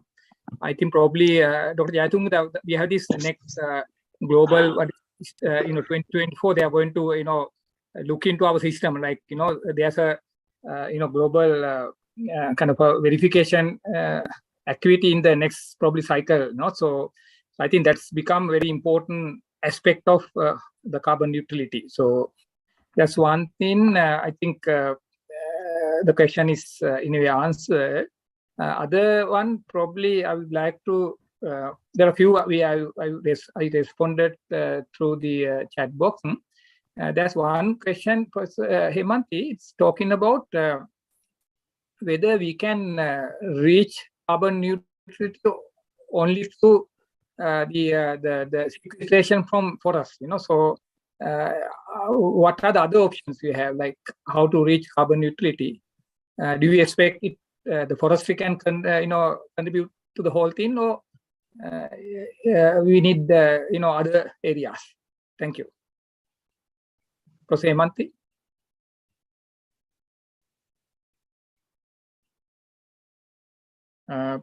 Professor Hemanti, are you there?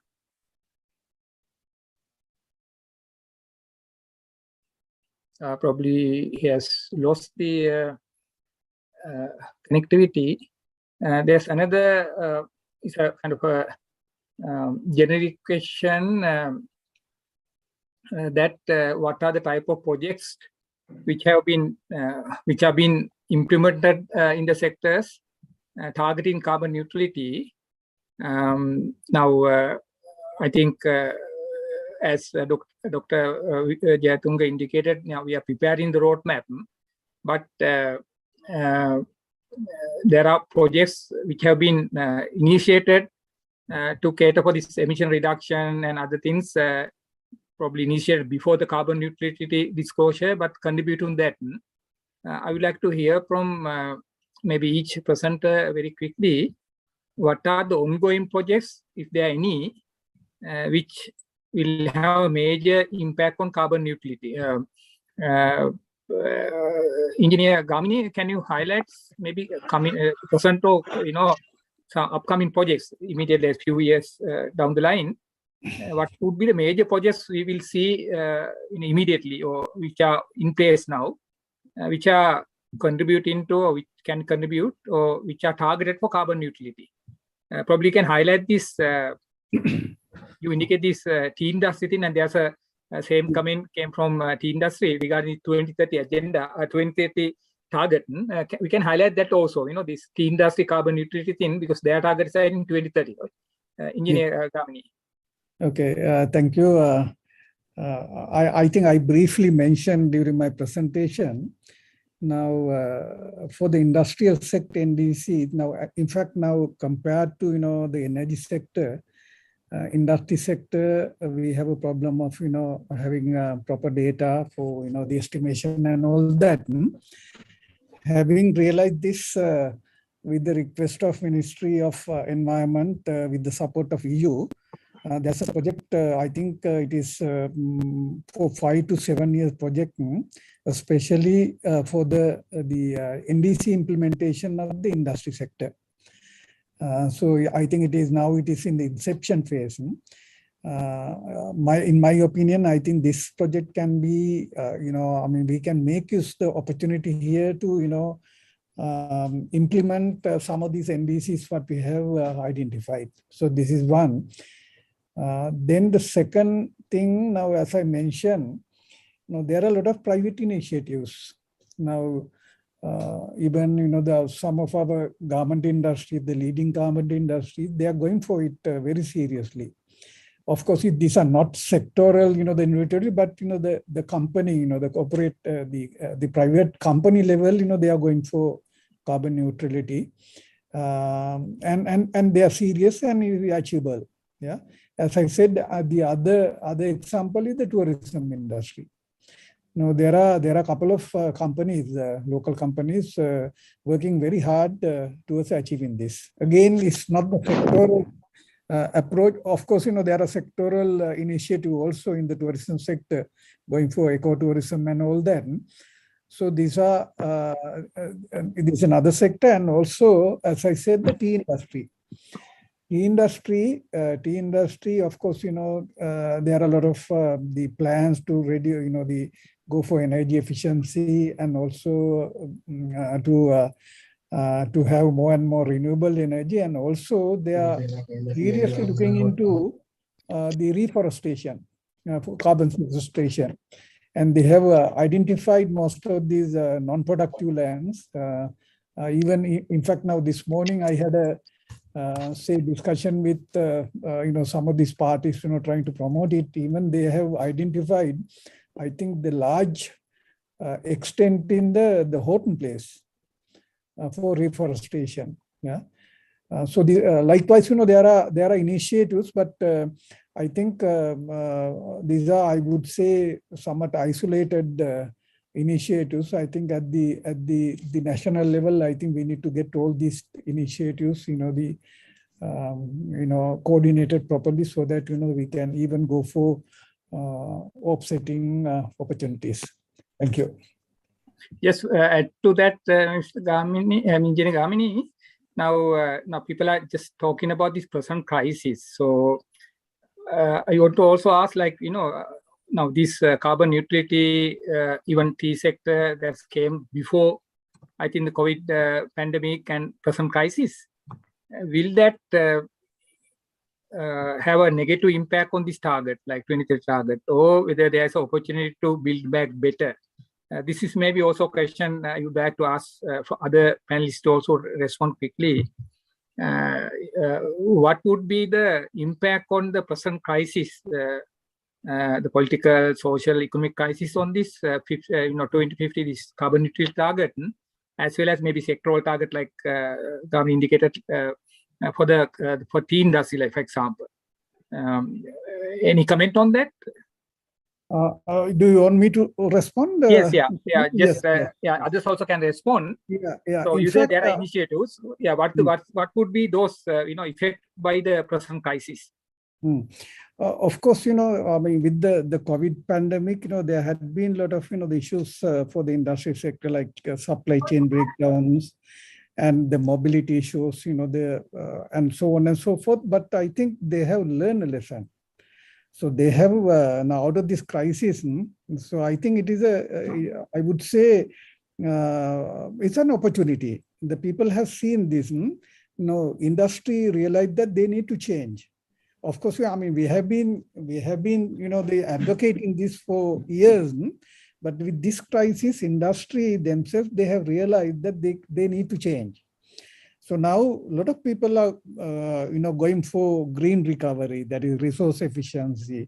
And also they are now trying to, digitalize their operation, the supply chain, a lot of things. And also now industry is talking about the automation and things like that. So, and when you do this kind of thing, the green recovery, resource efficiency, and so on, the pollution control, proper waste management, the applying circular economy concept, naturally you have a better environment inside, your operation, that will have very positive impact, the health and safety of people, which will contribute to the productivity. So I think now this crisis, I think, given us an opportunity for us to change, for the industry to change. Yeah. So this is how I see the industry.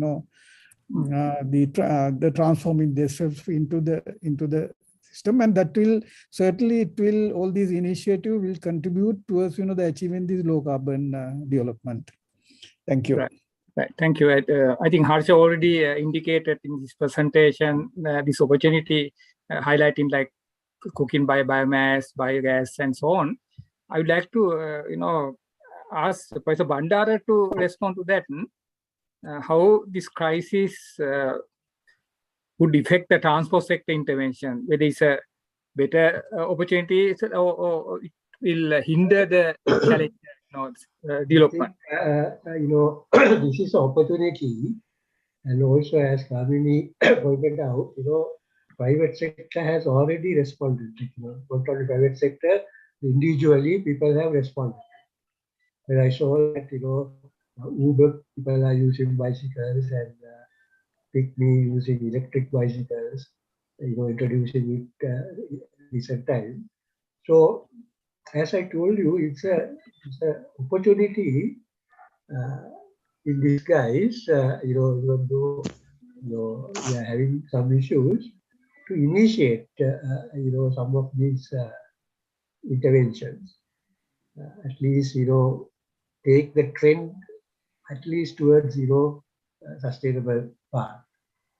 And unfortunately, we don't have any initiatives other than the initial effort of introducing electric vehicles, especially for the last mile connectivity.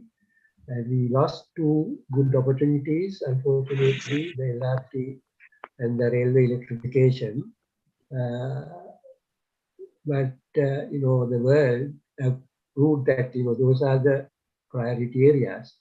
But overall, I think now people are moving towards ride sharing, and we need to support that with the help of ICT interventions. So you don't have to have some enforcement, because when the tools are there, people will automatically use it, because now this time has come that people have to think little efficient manner when it comes to transport. So you plan your trips, and but the only thing is you need some information and facilities to analyze that information and make decisions. Thank you.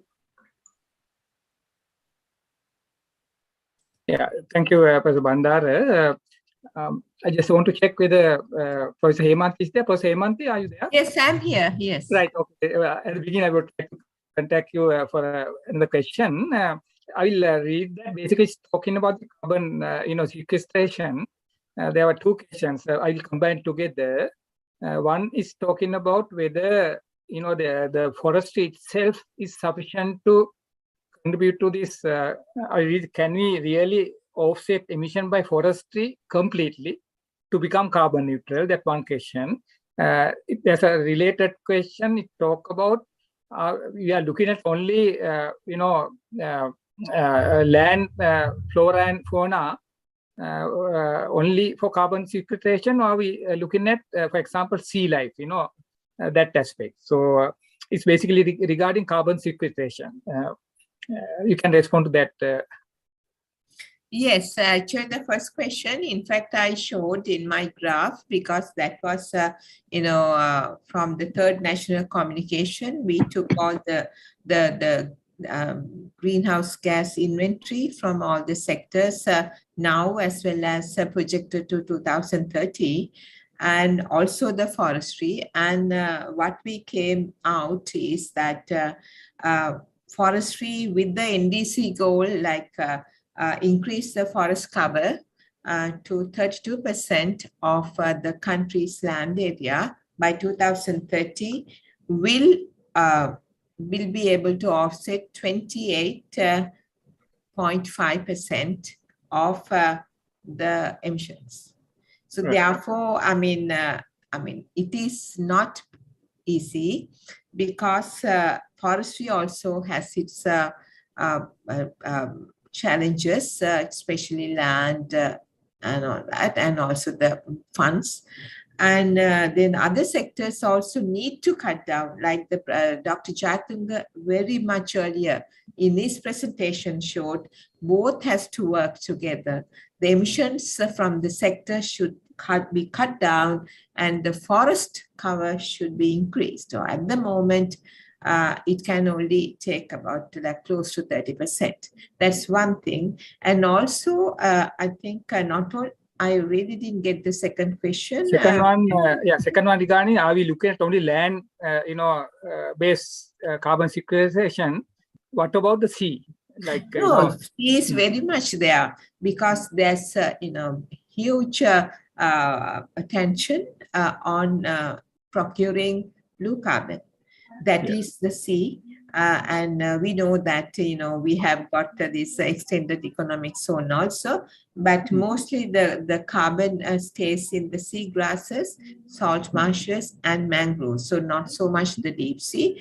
But it's been found that the amount of carbon which lodges there is much more than the land. The reason being is muddy. And therefore, more of the carbon is lodged in the muddy soil, and it's not easy to evaporate away. So that stays for a longer period of time. So it's both coupled. We have to make a move. And at the moment, it's only the land-based sequestration has been taken into account in coming up with that calculation of 30%, but with the blue carbon, the contribution could be much higher. Yeah, thank you, Professor Hemanti. I think this, there are a few other questions there, but then we have now really run out of time in the sense that we have like 5:05. So I will probably stop here. Next item is basically for the let me see, that's for the agenda. We have to thank. So I think rather than requesting Ms. Hasula to do it, because of time, I will do that vote of thanks very quickly. So I'd like to thank all the organizers, basically National Science Foundation, and particularly Professor Hemanti Ranasinghe for initiating this one as the chairperson of the steering committee on research and development for environment, National Science Foundation, all the teams who have supported this, and then Minister of Environment, Ms. Hasula, then Dr. Jayatunga for contribution for discussion, and of course the resource persons, Mr. Engineer Harsha Wickramasinghe, Engineer Gamin Sanaka, Professor Saman Bandar, and Professor Hemanti, of course, and then more importantly, all the participants being actively engaged with the discussion, asking relevant questions, and being with us for the whole program. Thank you very much. I think this is very important initiative, which has to be discussed in the future too, so that in the future you can get engaged in this discussion, especially with the Ministry of Environment, National Foundation, Science Foundation, and we can also contact this individually, the resource persons, to get more information. So hoping to connect with you in the future. I will stop here again, thanking for you all. Thank you very much. So we'll conclude the session for today. Thank you. Thank you very much. Thank Thank you, Dr. Mudabara. Thank you, everyone. Thank you, everyone.